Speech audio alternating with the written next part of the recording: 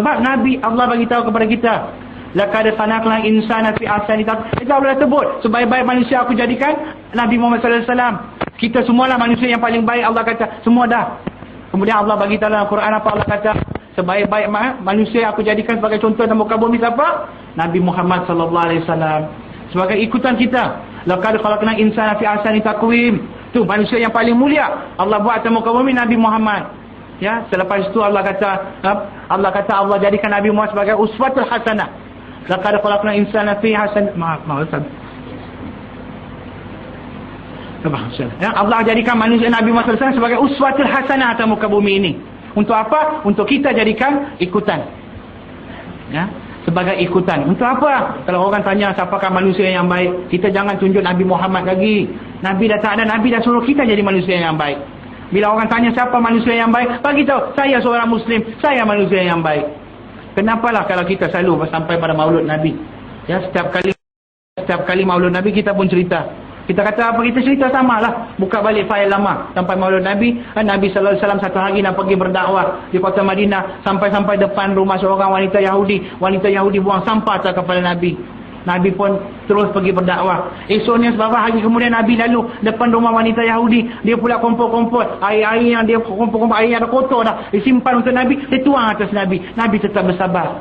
Satu hari Nabi lalu depan rumah wanita Yahudi ini, Nabi pula bubuh pasir atas kepala Nabi. Nabi tetap bersabar. Sampai pada kemuncak, dia kumpul uri-uri unta yang telah berulat, dia simpan untuk Nabi lalu. Nabi secara betul hari itu lalu nak pergi berdakwah di Madinah. Lalu depan rumah wanita Yahudi, dia bubuh atas Nabi SAW. Ya, Nabi tetap bersabar. Balik rumah bagi tahu Fatimah, anakku, tolong basuhkan baju abah. Ya, Fatimah menangis. Ya Allah, kenapa kau uji bapa aku begini? Hanya kerana dia seru manusia kepada Islam iman. Kenapa kau buat begini ya Allah? Nabi kata, relax Fatimah, no problem. Ya, Nabi.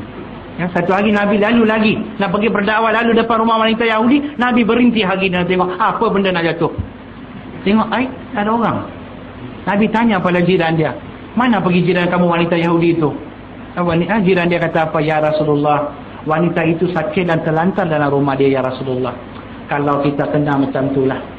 Kita selalu buat orang tiba-tiba kena pada kita, kita kata apa? Biar padan muka dia. Sayalah, jangan macam tu. Tapi Nabi SAW, subhanallah, Nabi bila dengar dia sakit, Nabi balik rumah, Nabi minta Fatimah bawakan bubur. Dia datang bawakan bubur yang panas, minta izin masuk. Kemudian Nabi doakan dia sembuh. Nabi bagi tahu, wahai wanita, kalau kamu kena makan, kalau kamu kena sihat, kamu kena makan supaya kamu kuat, kamu boleh cepat sihat. Bangunlah, makanlah bubur ini anak saya masakan. Nabi pun suapkan bubur itu kepada dia. Ya, sambil-sambil dia makan, dia kata, apakah manusia kamu ini ya Muhammad? Inilah hari yang paling terbaik. Kamu nak balas dendam, kamu nak caci maki aku ya Muhammad. Kamu ni bukan manusia ya Muhammad. Sambil-sambil menangis, dia makan bubur. Apa wanita Yahudi ni kata?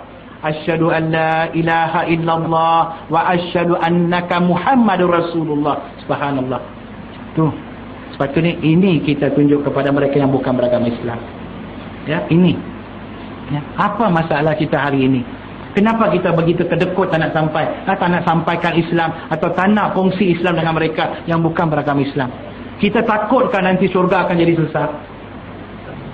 Ya, kenapa? Mungkin, ya, saya boleh agak mungkin sebab kita tidak tahu bagaimana cara, bagaimana kaedah, apa uslub yang kita nak gunakan untuk menyampaikan Islam kepada mereka yang bukan beragama Islam.